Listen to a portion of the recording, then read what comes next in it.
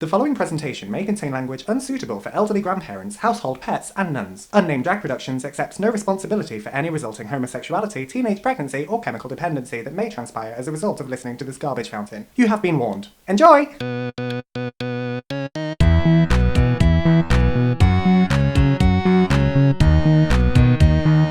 Unnamed Drag Podcast. Dearly beloved, we are gathered today at the Unnamed Drag Podcast to talk about Marilyn's outfit. She looks great.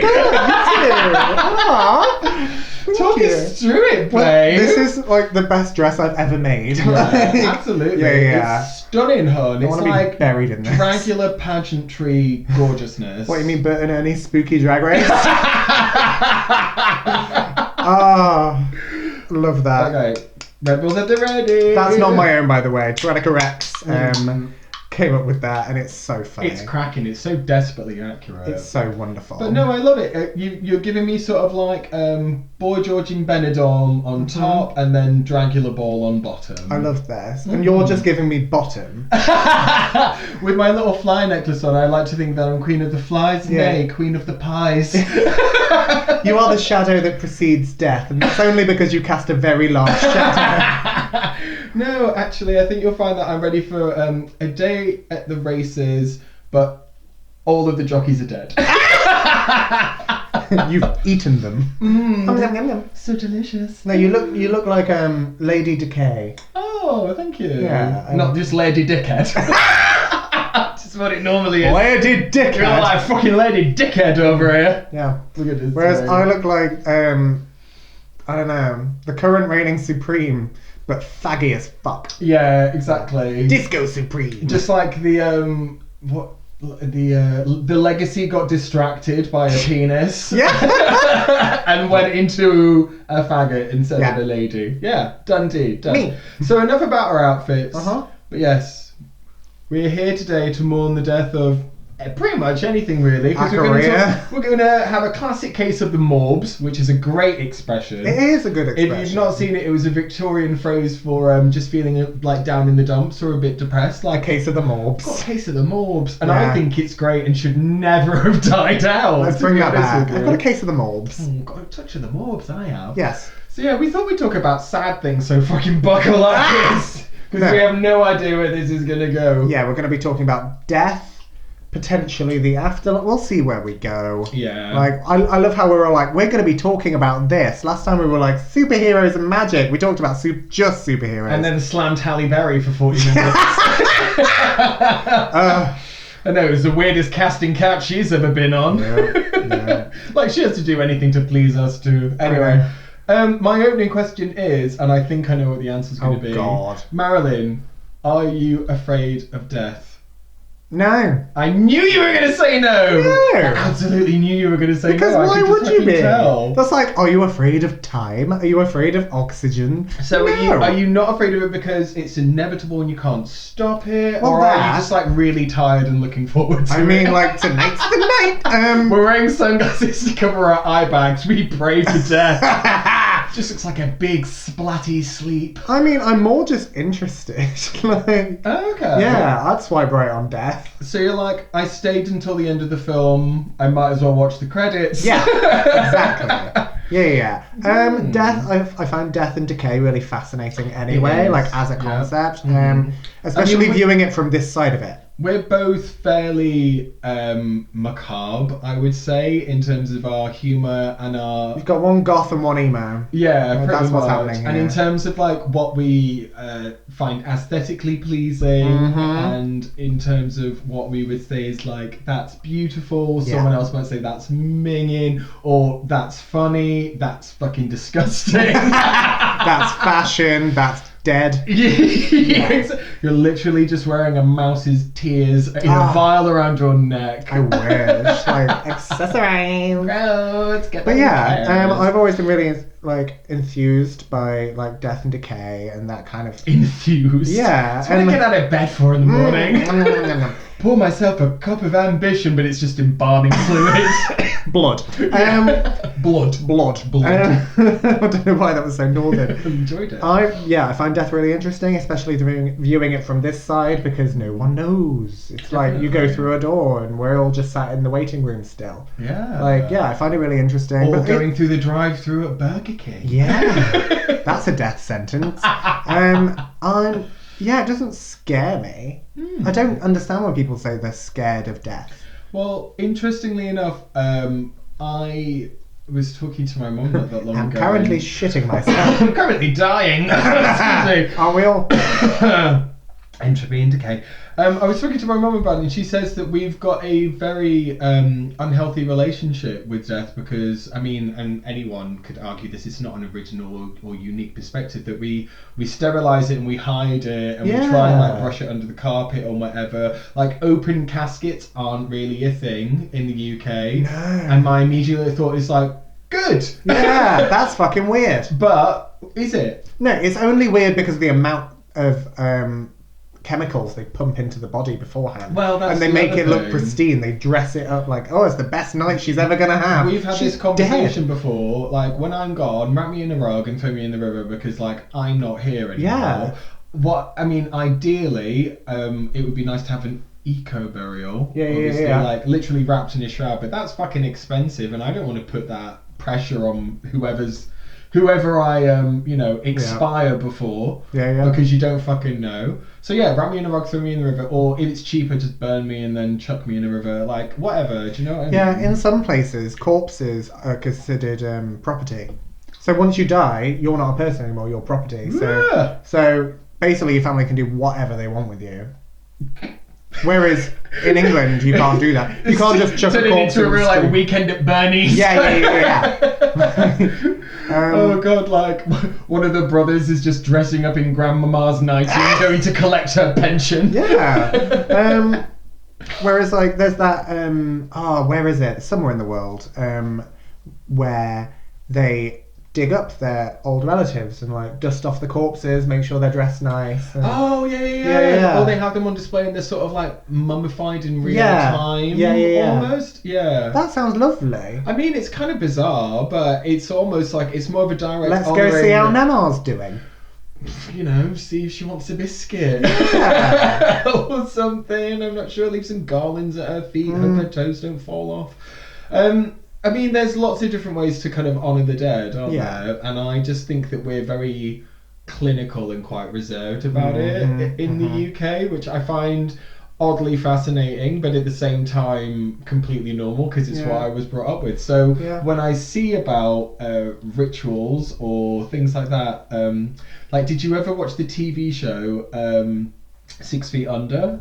That was about the family. I heard about it. Yeah. I know the premise. Funeral home, and I learned a lot about kind of people's perspectives of death and reaction to it. Obviously, just by the way that they were being fictionalized, but also just little things like in Korea they wear white.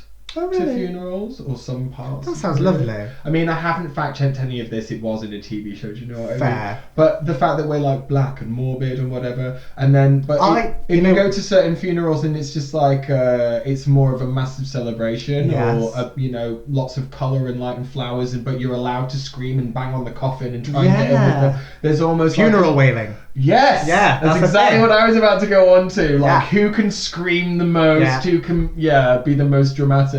In 6 Feet Under, there's actually one of the first episodes. They're looking at this wife of the recently deceased, and they're just going, are you thinking what I'm thinking? And at the same time, they go, casket climber, because they know she's going to try and get in. Because she's just got that look on her face and like, take me with you. And she tries to climb into the coffin at the service. That's the thing now. I'm not scared of my death. I'm scared of other people dying. Oh, I completely want to die before everyone else. I don't want to. Very selfishly. I don't want to hang around and watch it. I'll get off first.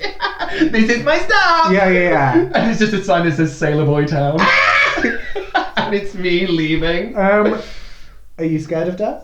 A little bit. Really? Yeah, a teeny tiny bit. I was really... Explain. I was absolutely terrified of it as a child.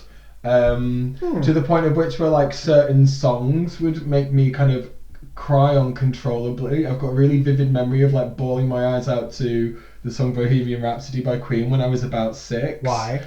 Just something in my tiny child brain got absolutely triggered, and I was just horrified by the thought of dying. And I think my fear of dying stemmed from like Queen. I think being away from things that I loved might be what it is, but that's a very childish perspective because and I think also you're dead, you don't love them anymore. In my head I just thought it's almost like I thought in my head that death would be like you had your eyes closed.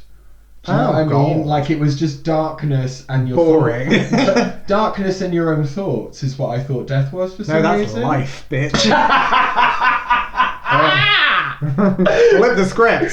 Fucking touche, all. Like, that's a good one. But I think because I got that idea in my head, it kind of it stayed with me. That's fair. And now I'm a little bit scared of death, but I think it's more a kind of I'm not done yet kind of thing. Oh, I'm so fucking done. I'm kidding. I remember just having a moment like when I was really depressed and thinking about like, oh, if I was just like dead or whatever, and then I think I had a second where I just looked at myself and was like, oh, if I died, I'd be pissed. Like, if this was my prime, if this was my swan song, I'd be furious about it. There's the phrase where it's like, when you're getting dressed in the morning, remember, if you die, that's going to be your ghost outfit forever. Oh, God. Yeah. So I'm wearing this. Oh, I could die. I mean, I'd die like this. This would be good for haunting some bitches. Yeah, do you know what I mean? If I showed up in the corner of the room like, darling. This would be absolutely perfect to fuck her in. Especially if I took off these sunglasses and underneath there were just holes. Ah, yeah, because my eyes had been eaten by worms. So I don't know. I think I'm funny with death. Mm-hmm. In a lot of ways. But Death. if I could, if I could just know what happens, I'd feel a lot better about it. It's so fucking stupid. It is so stupid. If I just knew that at the end, do you know what I want? If anything, I want reincarnation to be a thing. I'd like to spin the wheel and try again. Well, technically it is. Really, your energy gets. Your energy cannot be destroyed. Exactly. Yeah, but it's like I appreciate. You just won't be aware of it. That's what I mean. Yeah. It's like a reincarnation where you've got an awareness of it. I'd like to be one of those kids who's just like, you're not my first family. Yeah, my name was Benjamin and I died in the war. And you're like, whoa, what? Fuck off, Benjamin. Where has that kid got knowledge from like that? Yeah. Stuff like that, like Reddit threads that I like to read about death and reincarnation. I mean, people make stuff up all the time, but if those stories are true. Yeah, I don't know. I don't know if I believe those. How do you feel? Do you think it's like a computer, like you just turn off? Yeah. Fair. There is no firing in your thought center anymore. Mm-hmm. You can't love, you can't hate, you can't anything. You're dead. Mm-hmm.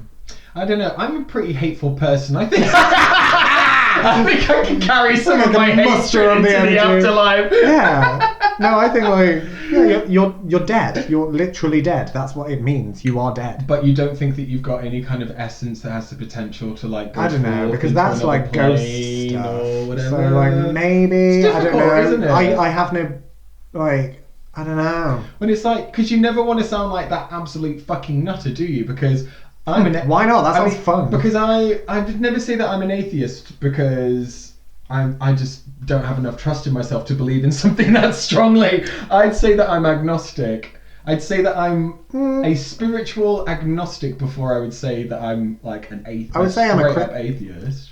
If I was talking to a Christian, I'd say I was an atheist. Yeah, for convenience. Yeah. Yeah. A Jehovah's Witness came to my door yesterday. Did you spit in their eye? Well, I thought that it might have been an Amazon parcel being delivered early, so I answered the door, and normally I don't. Or I thought it might have been the neighbour come to say something. Turn that fucking music down! Nah, just with all this shitty weather, I didn't know she was going to be like, yeah, so a bit of your garage is flooded into our extension or whatever. I'd be like, Dad? I was literally going to be like, buy me dinner first. But yeah, they gave me the little leaflet that says like, what do you think about the future and where are we going and where are we headed? And then I flipped it over and it was like, your relationship with God. And I was like, oh bitch, I just got. Yeah. I thought they might just be campaigning for like the Labour Party or something. I got one of those leaflets. But no, I got. I got one of those leaflets once and it was like listed people who are going to hell. And it was like paedophiles, bestiophiles, gay people. I was like, we come after the kiddie fuckers and the sheep fuckers? I've worked hard for this. How dare you? I want a first class ticket on that plane to oblivion. I want Thank you. Sparkling wine and nuts. But yeah. I want to join the 6 feet below club in that toilet. Also, like, I don't know. I don't have a lot of faith in that kind of organised religion because what if you're wrong? What if, like, not even what if, like... What if you get there and realise it was the Mormons? Oh, they've come to my door. The Mormons got it right. The problem... I can't look them in the eye with a straight face. I just laugh because it's just South Park in my head. Worse. Oh? Mormon porn. Oh, yeah, Mormon porn. So in your head, you've either got the songs... Hello, my name is Elder Price, and I am here to tell you about the most amazing book. What's your name? Blah, blah, blah. We're smart, smart, smart. Smart, smart, smart, smart, smart. Dum, dum, dum, dum. Yeah, anyway, another assorted things. But yeah, there's a big thing about Mormon porn, like gay Mormon porn for a reason where it's just like the elder takes the new missionary in doggy, and I'm like, that's confusing. Yeah.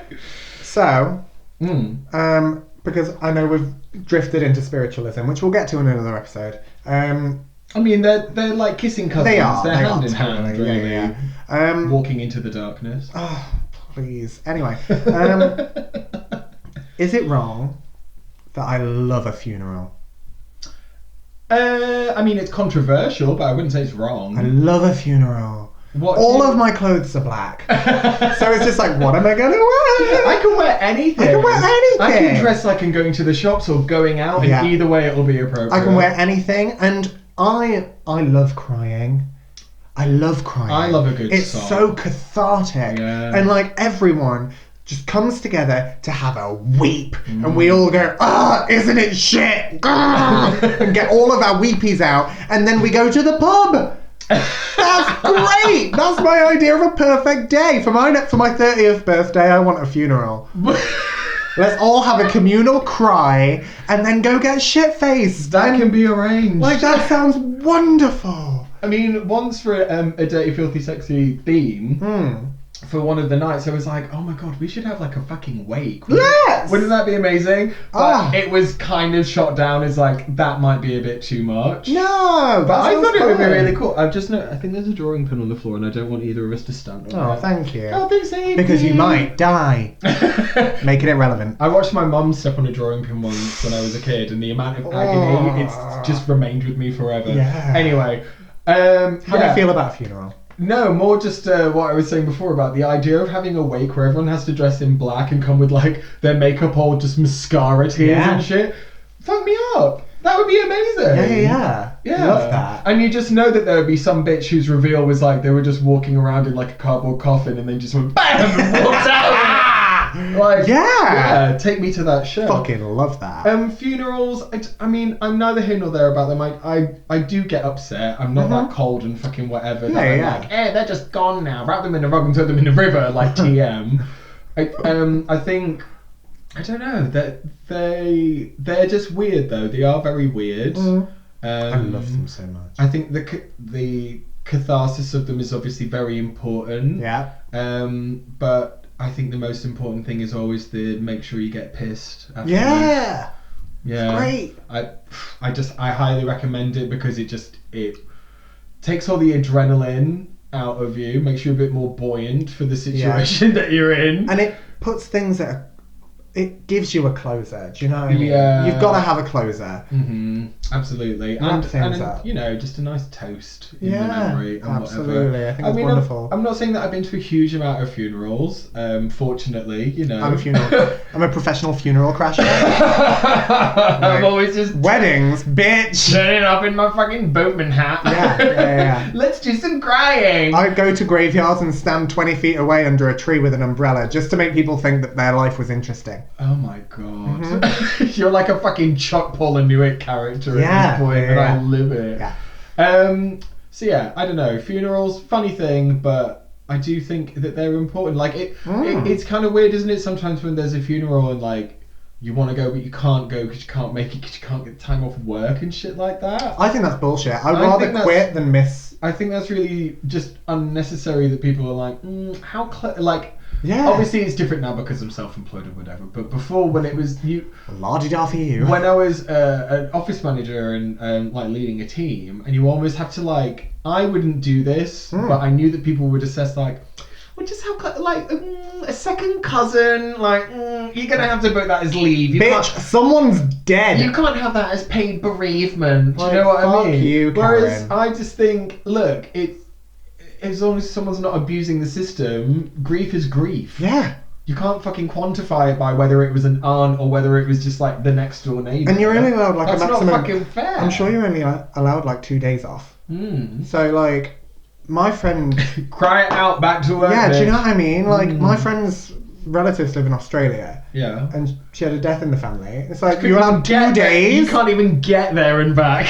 Fuck you! Like, no. Can you just Skype me into this funeral, please? Ooh, cremation or burial? What, personally? Yeah. I mean, bury me in this outfit. Yeah, literally. No, I just think for... I don't know. I would probably just say cremation. Yeah. Yeah, I think so. Well, my family's always done cremation. Yeah. So, growing up, I've always, like, every funeral I've ever been to was a cremation. Cut to Matt's grandma passing away. I obviously go with him to the funeral. I didn't know it was a burial. It's a lot. It's just something that... It's a lot to watch someone be put in the ground. It really is. So, like, just when I think we're over, because usually at a cremation the gates close or like they go down the flame chute and then you just like draw a line under that. If I die before you, which I inevitably will, can you cremate me? And as the curtains close, can you make sure that it plays the saxophone solo from Careless Whisper? I'm gonna make sure they play the recorder version of Toxic. Shitty fluted. Yeah. I deserve that. That's what my life has been living You up. don't deserve nice things. So anyway, I'm at this funeral, and because I'm with Matt, I'm on the family row. And so like, yeah, the gates close or whatever, and we all go outside. And in my head, I'm like, right, let's go to the pub. Then we all get guided to this hole in the ground. The priest, because I'm on the family row, which is like clinically precise with the felt on the side, which is kind of fucked up. Do you know what I mean? Is this supposed to be grass? Make it as clean as possible. Carry on. Yeah. No, it's alright. And then the priest hands me a fistful of soil. Oh yeah. I'm like, what the fuck am I supposed to do with this? Put it in. I slip it in my pocket. Like, cheers, hon. Souvenir soil. And then, have you got a bag for this? And then one by one, we walk up and put soil on his grandma. Yeah. I'm like, it's the thing. What? It's the thing. It's crazy to me. I mean, in 6 Feet Under, one of the things that they have is like a soil shaker to make it more clinical. So you're not even like touching the dirt. You're just like, and they have these spoof adverts for a funeral supplies company, and they actually just have a load of people dancing around with these shakers going shake, shake, shake, shake, shake, shake, shake your booty. That's awful. I love it. You should watch 6 Feet Under. I should. I think you'd fucking love it. Yeah. I think it would really appeal to your sense of macabreness and whatnot. 100%. Yeah. But yeah, death. I think it's not to sound like a cliche, but it's like the big old unknown, isn't it? Yeah. Which fascinates me. It is quite fascinating. You know what song I listen to like quite a lot? Which Britney Spears, Every Time I Try to Fly, I Fall. Without My Wings I Feel So Small. Guess I Need You, Baby. I need you, baby. And then I crack my head open in the bath. Yeah. Whenever someone, like, I'm always like, oh, I want a bathtub in my house. And someone's like, what kind? And I'm like, have you seen that Britney Spears video? The one she dies in and then gets reincarnated straight into a baby. Yeah. I mean, that was convenient. Britney died and then just inject that soul straight into a child. Poor fucking child. Absolutely. I forgot what I was going to fucking say. Sorry. What was I saying? Oh yeah, there's a song. It's originally by Death Cab for Cutie, but it's been covered by Amanda Power and it's called I'll Follow You Into the Dark. You Into the Dark. I love that song. It's gorgeous. It's gorgeous. But incredibly fucking miserable, obviously. Oh yeah, absolutely. What do you think to this concept of people literally dying of a broken heart?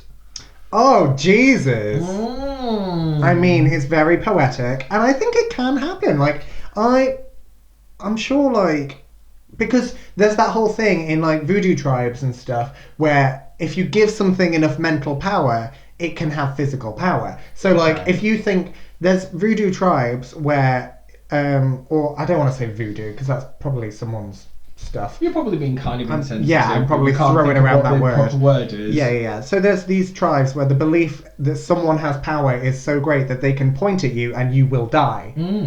These people die of someone pointing at them because they're so convinced that is happening. Oh. That happens. That's a thing. So if you give something enough power, if you give love enough power, if you give your way of life enough power, I think people can just give up. And like you see it all the time where like if someone's fighting a disease and then they just give up.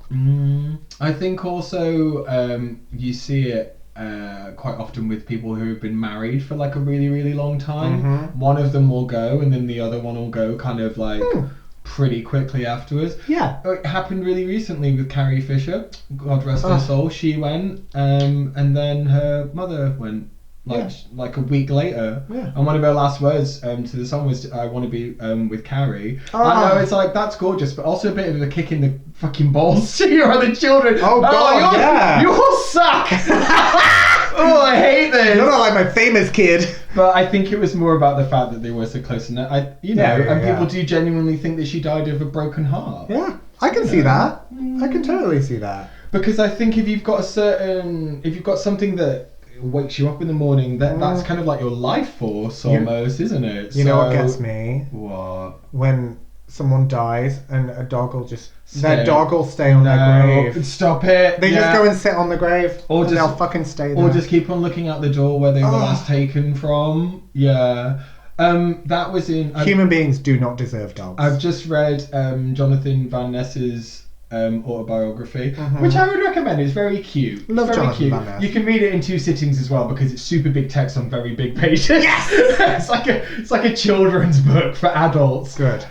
But he talks about his growing relationship with his stepfather and then him coming his kind of like primary male role model that he never knew that he wanted or asked for. And then when his battle with cancer ended, their dog like sat at the front door for 3 days waiting for him to be brought back in. That's awful. Yep. And there's is it Greyfriars Bobby? Is like the really famous dog up in Scotland. Yes. Who sat on their owner's grave until they died, basically. Yeah. We don't deserve fucking dogs. We do not deserve dogs. We do not deserve dogs. We actually do not. I love a dog. Love a dog. Yeah. Cats don't do that. Cats, if you're locked in a house with a cat and then you die, the cat will eat you. It'll eat your face. And it'll eat you starting at the face, because that comes away the easiest. Not even kidding. That is what happens. I know. Cats do not give a fuck. No, zero fucks. Zero fucks. I would really love to think that my cats are different and special, but I know their instincts would kick the fuck in a heartbeat. Like, I'm hungry, that looks fleshy. Brian's diabetic, so if he didn't get his insulin shot, he literally doesn't know that he's not hungry anymore. He like, the thing with being diabetic is like you constantly just think you're hungry because of your insulin levels. So if he didn't have his shot, after a couple of days, he'd be like, right, it's time to eat, dummy. Chow down. I'm gonna a little knife and fork. And also be like, and now I'm not on fucking portion control, bitch. Gonna get tucked the fuck in. Oh, one thing that does scare me. But I think that's nice. I think, I still feel guilt for all the animals if that you died don't so care that about I your could body. eat them when I was like, pre-vegetarian. I'm still kind of mourning that guilt, and that's ridiculous because that's like nearly 20 years ago since I last ate flesh. So I think, fuck it, let a cat eat me. I think that pans out. Yeah, I'd let a cat eat you. Yeah. Well, I'm never eating pussy, so pussy can't eat me.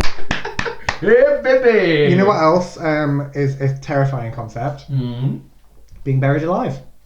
I was so scared of that when I was a kid. Same. Yeah, same. Yeah. Maybe that's where the fear of thinking that death was just being in the dark with your thoughts. Maybe that's like where it stemmed from, or maybe the two linked together. Yeah. I mean, I'd need to see a psychologist who specialised in childhood trauma to unweave this fucking bow. But like, in the Victorian times, they had little bells. Bells, yeah. Mm-hmm. Because it happened so often. Mm-hmm. But then, how do you know it's happened so often? What made them put the bell? Do you know what I mean? Because if it happens, it happens. You don't know that they're... I think it is so fortunate that we didn't meet each other as children, because I feel like we would have ended up like those two girls who killed that other girl because they were friends with Slender Man. Yeah. Slendy. I think we would have been a fucking terrible influence. We would have on talked each other. ourselves into hell. Yeah. 100%. 100%. We would have started a cult where the way that you got in was bloodletting. A whole primary school year dead. Oh, Jesus. Thank God that our friendship blossoming was slightly delayed. No, right? Oh, Christ. Right, okay. Well, that was suitably morbid, don't you reckon? I finished my Red Bull. Good chat, fam. I know, that was nice. Isn't it fun to talk about like morbid shit though, and not get really upset? I think is the most important thing, because it is inevitable at the end of the day. Everybody dies. You don't know that thing I sleep in doesn't work. This dress. Death and taxes. Yeah. And cockroaches and Cher. No, wait, that's surviving the apocalypse. Yeah, different thing. So what would you like the viewers and the listeners to do with the podcast this week, Marilyn? I want you to record it on a dictaphone and then put that dictaphone on a timer so that at your funeral it plays from inside your coffin and everyone thinks you're alive and possessed by the spirit of two twats. That'd be great. If you could do that for me, that'd be wonderful. And as the curtains close, it'll start to play that theme tune. Can you imagine? That'd be fantastic. Wonderful. So until next time, or one of our deaths, I've been Nana Roll. And I've been Marilyn Singh. Look after yourselves. Try not to die. Try not to die. Bye. Love you in case I die. Unnamed Drag Podcast.